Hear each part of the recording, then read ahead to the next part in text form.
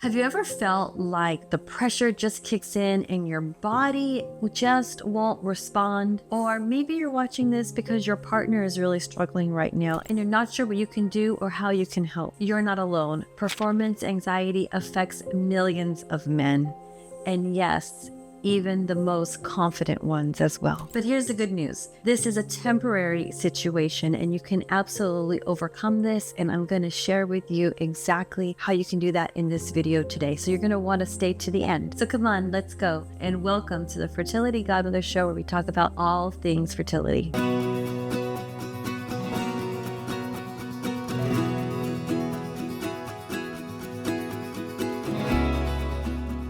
Hi, I'm your host, Denise Rez, lovingly known as the Fertility Godmother, and I help women and couples overcome their fertility struggles naturally so that they can get pregnant, stay pregnant, and have a healthy baby without putting their life on hold. And yes, that absolutely includes men, because let's be real, it takes two to tango, and intimacy and fertility, really, it's a team effort. So in today's video, here's what we're going to talk about. We're going to dive into what's really happening in your mind and body, how to shift from fear to confidence, and practical strategies to get things moving again. And listen, I have seen so many men struggle with performance anxiety, and it's heartbreaking because it's just not talked about enough. And they tend to take things really personal and feel like they are not a man anymore, like it really affects their masculinity.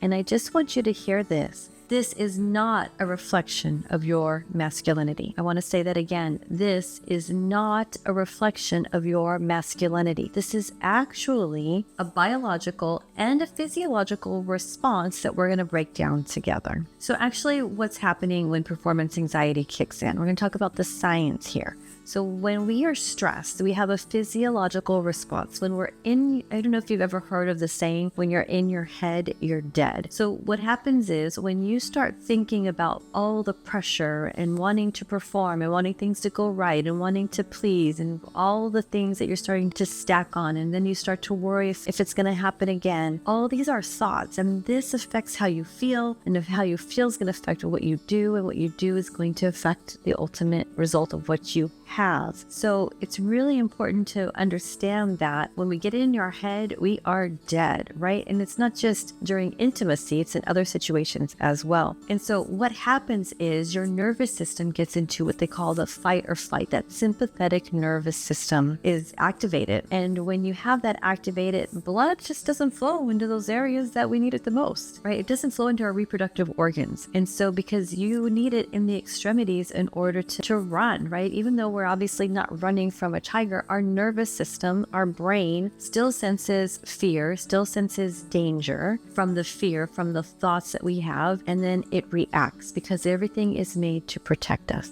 So when your brain starts to see intimacy as this high performance, stressful task, or maybe even a test, instead of that connection and a natural, enjoyable experience, things shut down.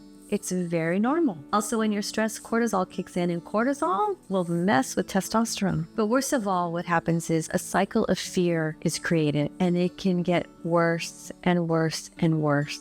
Worrying about what if it happens again, worrying about being judged by yourself, by your partner, feeling embarrassed, feeling like you're not doing your manly duty, you're not doing your manly performance.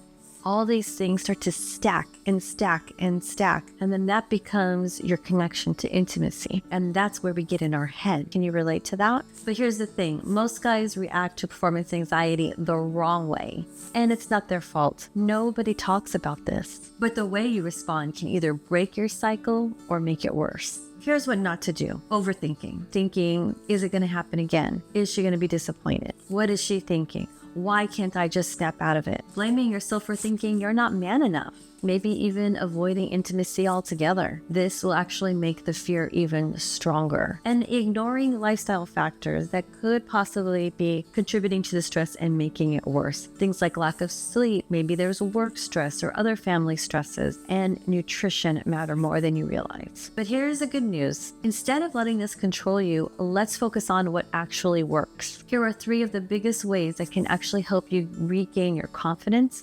control, and most important, the connection. Number 1 is stop trying to perform. When you are having intimacy, remember that the reason you're trying to make a baby, the reason you want to grow your family, is because you have so much love for each other.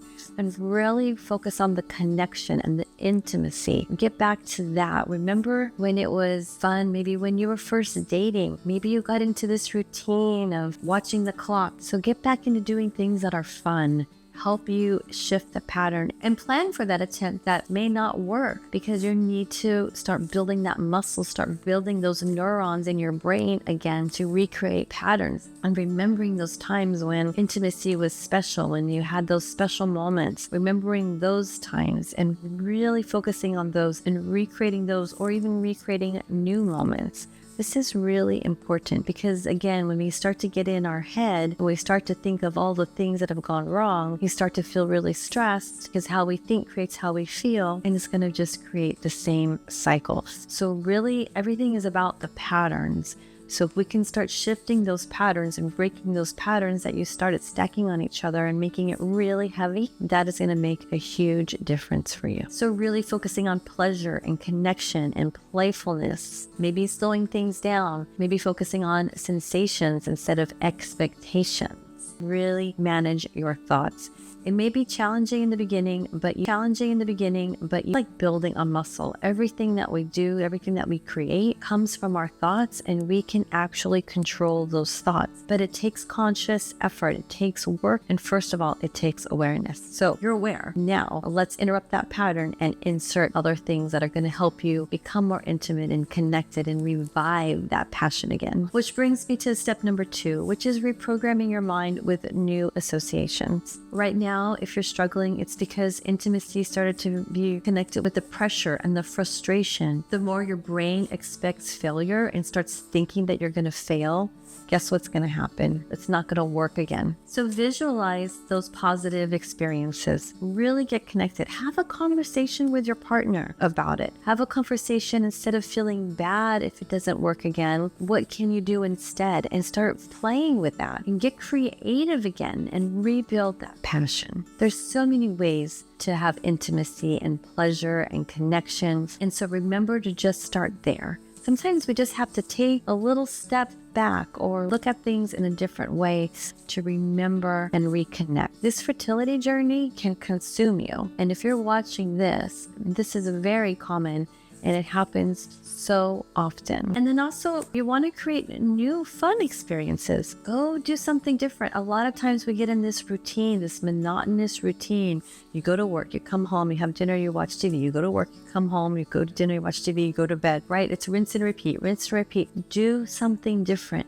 Plan a date night. Go watch a comedy. Go dancing. Just do something fun like you did before. It's so important to keep watering the grass, as the analogy I love. We have to water the grass on our side. Otherwise, we look over the fence and we think that the grass is greener over there, but we have to water our own grass to keep it green. I love that analogy. I hope that makes sense to you. It's so important to keep the relationship renewed and refreshed, and do not let this fertility journey consume you. And then the third thing is, let's just talk real quickly about some hidden lifestyle factors that could be contributing to this. Could just be in your head, and it could also be lifestyle choices. Things that can kill your confidence are a lack of sleep, having less than 7 hours of sleep average, high stress with no outlet, and nutrient deficiencies such as magnesium, zinc, and healthy omega fatty acids. So the first one is stop trying to perform and focus on connection instead. The second one is reprogram your mind and create new associations to intimacy. Really try to have some fun with that. Bring that fun, that joy, that connection, bring it back in.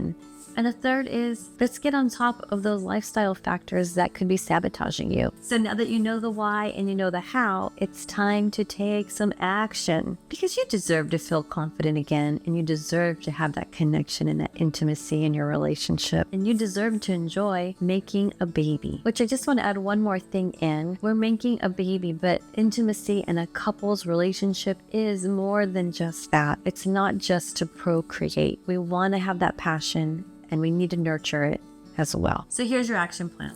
Try those 3 shifts that we talked about today. Stop the self-judgment and know that this is normal and it is fixable. We got to get out of the head or we're dead. And if you want more personalized support, I'd love to help you. Drop a comment below. What is your biggest takeaway from this? And let's start the conversation. It's so important to have this conversation and normalize it because it's normal. And when we start talking about it, we can help each other understand and know that and break those patterns quicker. And if you found this video helpful, make sure to subscribe if you haven't already and give me a thumbs up and share this video with someone that may need it. You've got this, and I'll see you in the next video. I'm Denise Perez, your fertility godmother, wishing you a happy, healthy pregnancy.